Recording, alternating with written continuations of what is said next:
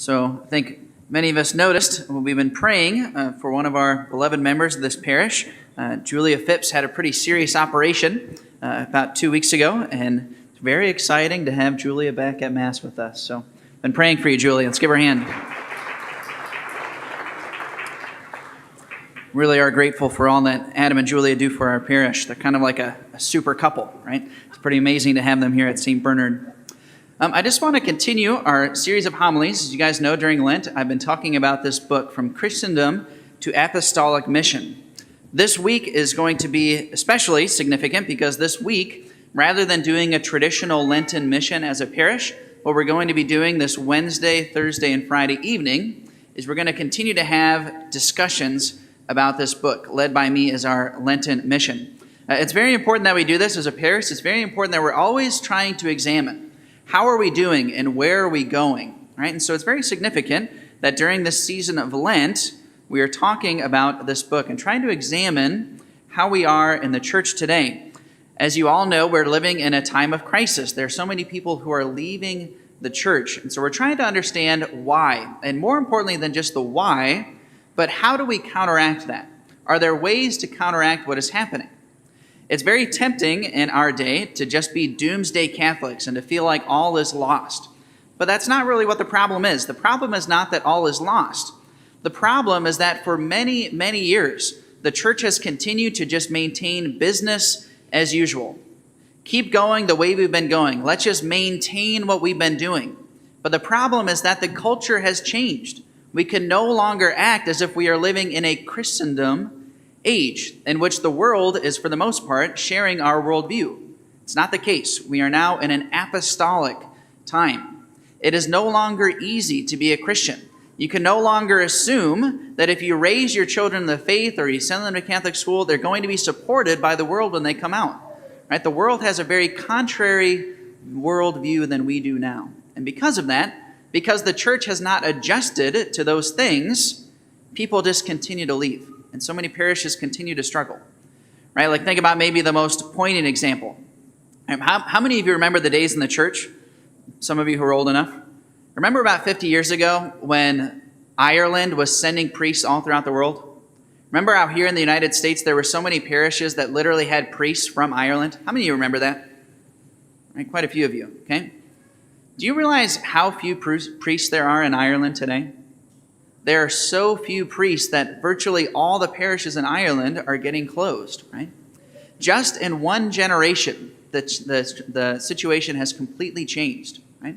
And if we here in the United States don't recognize that the same thing is happening with us, our parishes are going to continue to suffer and close too. And we're going to see less vocations.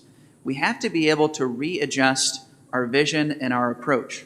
That's why this book is called Going from a Christendom to an Apostolic Mission. As in, the church needs to change its vision and its mindset from a Christendom approach to an apostolic approach. Right? Now, again, this isn't a doomsday picture. As a matter of fact, I think it's kind of exciting, right? I think it's an exciting time to be a Christian and to be a Catholic. In our age, it's not something that you can just take for granted, right? In a Christendom age, it is easy to be a Christian.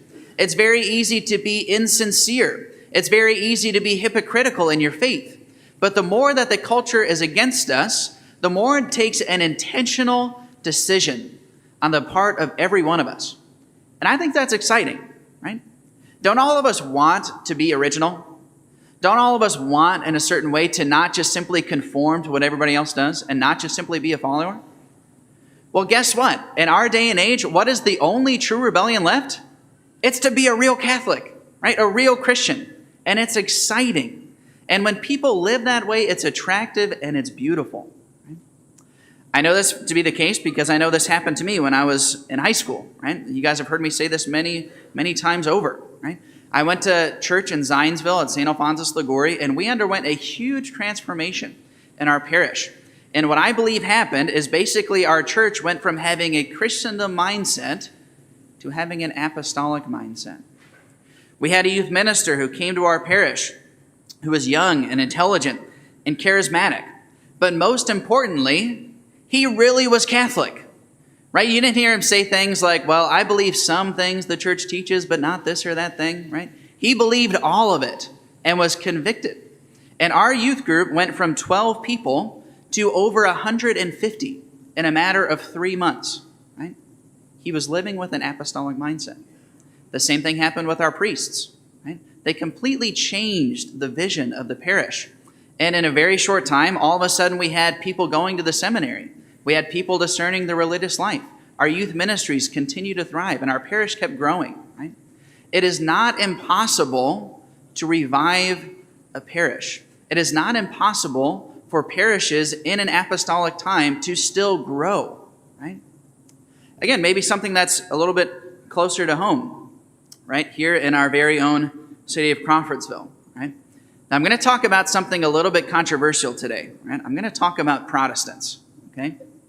And I'm saying this not because I want to pick a fight with anybody, but because I genuinely think that we can learn something. Right? As an example, in Latin America, the traditionally Catholic Latin America, so many Catholic parishes are experiencing very similar things to here. Catholicism is very much losing its influence on the culture. But you know what is also happening in Latin America? Protestant evangelical churches are actually on the rise, right? Why? Because they are living with an apostolic mindset. Right? And the same thing has happened here in our town of Crawfordsville. Right? I know that a lot of you are familiar with Rock Point Church here in Crawfordsville. What many of you maybe don't realize is that even though that Rock Point Church is basically the biggest church here in Crawfordsville, and again, I'm not saying that, we need to say that like everything they do is perfect. Obviously not, okay? We're Catholic, they're not, no big deal. But what I want to point out to you is that they are basically the largest church in Crawfordsville right now. Where were they at 20 years ago? When their pastor arrived at their church 20 years ago, they had 20 members. And all of them were elderly, right? All of them were past retirement. Every indication showed that their church was dying and it was going to be dead very soon. And yet here they are 20 years later, the biggest church in Crawfordsville. Right? Why is that? It's because they changed their mindset and they changed their vision and approach to everything. And they recognized the state, the situation they were in, and they planned and adjusted accordingly. There is no reason that our church can't be the same way. I mean, for gosh sakes, we're Catholic, right? We have the fullness of truth. We love our faith.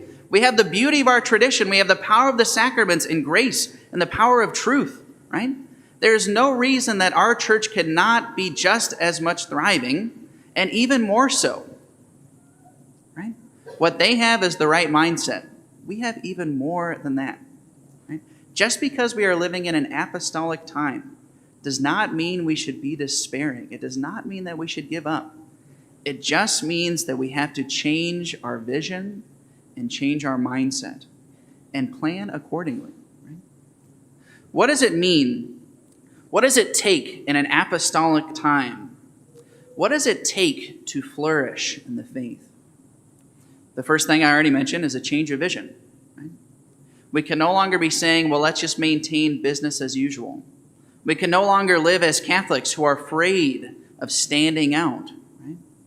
We aren't supposed to be fitting in. We're supposed to be standing out. And our church should be standing out as well. Right? So it's a change of vision.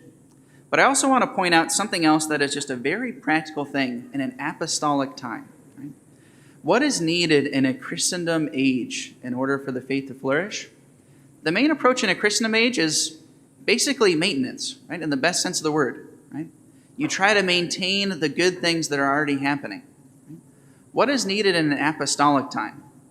Obviously, maintenance isn't going to work. We can't just do business as usual, right? The more we do that, the more we're going to struggle. What is the most necessary in an apostolic time is that every individual member of our church commits to being an apostolic and countercultural witness to the people around them. What does it mean to revive a church in an apostolic time? It means that we have to be serious and committed Catholics. So many times people will ask me, I have friends and family members who are leaving the church. What should I do? Right?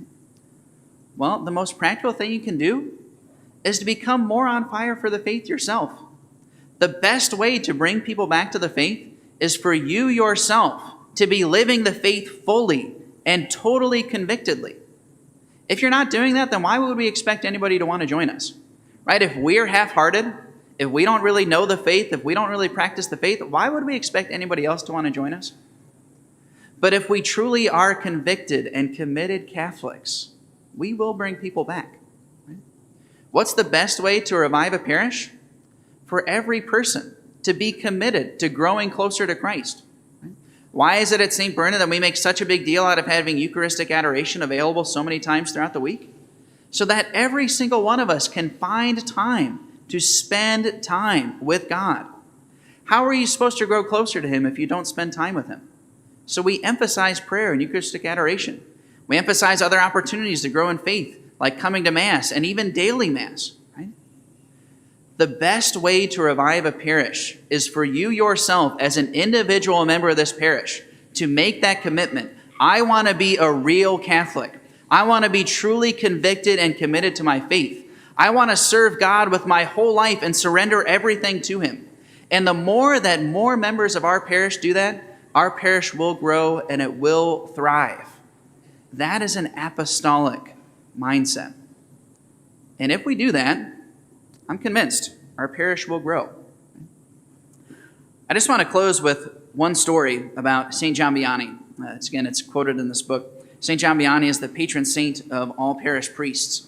And St. Giambiani was kind of one of those mystical saints who could see angels and could see demons. And actually, the devil basically persecuted him every night when he would go to bed. Right? The devil would kind of beat him up a little bit. Right? And one of the things that the devil told St. Giambiani one night is he said, Father Vianney, if there were only 2 other priests like you in the whole world, my entire kingdom of darkness would be finished. It would be over. Again, it's a poignant point for all of us. The power of sanctity is more powerful than anything else. What is the most practical way to bring people back to the faith, to make our church thrive? To be holy, to be saintly, to be totally given over to the gospel and the mission of Jesus.